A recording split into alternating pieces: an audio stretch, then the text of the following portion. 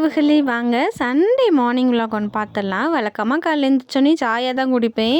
இன்றைக்கி வந்து காஃபி குடிக்கணும்னு தோணுச்சா, ஸோ அதனால் காஃபி வந்து போட்டுட்ருந்தேன். தம்பியும் எழுந்திரிச்சிட்டான், ஸோ அவனுக்கும் சேர்த்து போட்டு ஃபஸ்ட்டு ஆற்றி பார்த்தேன் சூடு ஆறிடும் அப்படின்னு. ஆனால் முடியலை. உடனே அண்டாவில் தண்ணி இருந்துச்சு, ஸோ அதுக்குள்ளே வச்சுட்டா கொஞ்சம் சீக்கிரம் ஆறிடும் அப்படின்னு. தம்பிக்கு பார்த்தீங்க அப்படின்னா 4.5 வயசு ஆயிடுச்சு. இன்னுமே இந்த ஃபீடிங் பாட்டிலில் குடிக்கிறத நிப்பாட்ட மாட்டுக்கிறான். நானும் சரி ஸ்கூலுக்கு போனால் சரியாயிரும் அப்படின்னு சொல்லி விட்டுட்டேன். சரி, ஆனால் ஆகலைனாலும் நம்ம சரி பண்ணி தான் ஆகணும். தம்பி அப்படியே எந்திரிச்சு கம்பளிக்குள்ளேயே படுத்திருந்தான். உடனே அவனுக்கு கொண்டு போய் பாலை கொடுத்துட்டு அவனை எழுப்பி விட்டுட்டு நானும் சாயா குடிக்க தொடங்கிட்டேன்.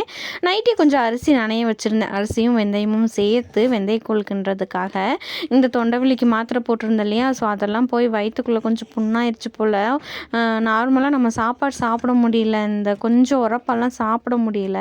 அதனால் வெந்தயக்கூழ் கிண்டி குடிக்கலாம்னு சொல்லிட்டு காலைல பிரேக்ஃபாஸ்ட்டுக்கே கூழ் தான். நான் வந்து கொஞ்சம் நரன்னு தான் அரைச்சிப்பேன். நல்ல மையெல்லாம் அரைக்க மாட்டேன், எனக்கு பிடிக்காது. கொஞ்சம் ரவை மாதிரி இருக்கும் நான் அரைக்கிறது. ஹஸ்பண்ட் வந்து அதுக்கு இடையிலே வந்துட்டாங்க. அவங்களுக்கு ஒரு கிளாஸ் சாயா போட்டு கொடுத்தேன். ஆனால் அதுக்கு முன்னாடி அவங்களுக்கு ஒரு வேலை வந்துருச்சு, போடி வரைக்கும் போகணும், கார் வேணும்னு. அவங்க உடனே கிளம்பிட்டாங்க. வரும்போதே சிக்கன்லாம் வேறு எடுத்துகிட்டு வந்திருந்தாங்களா, ஸோ இதுக்கப்புறம் தான் அந்த வேலையெல்லாம் பார்க்கணும். ஹஸ்பண்ட் போனதுக்கப்புறம் தான் நான் வந்து தம்பிக்கு கொஞ்சம் கூழை கொடுத்துட்டு, இன்றைக்கி சண்டே மார்னிங் எனக்கு இப்படி தான் தொடங்கியிருக்கு. இதுக்கப்புறம் என்னாச்சு அப்படிங்கிறத நாளைக்கு வீடியோவில் ஷேர் பண்ணுறேன். ஸோ மறக்காமல் சேனலை சப்ஸ்கிரைப் பண்ணிவிட்டு வெயிட் பண்ணிகிட்டே இருங்க. இன்னொரு வீடியோவில் பார்க்கலாம். தேங்க்யூ ஃபார் வாட்சிங்.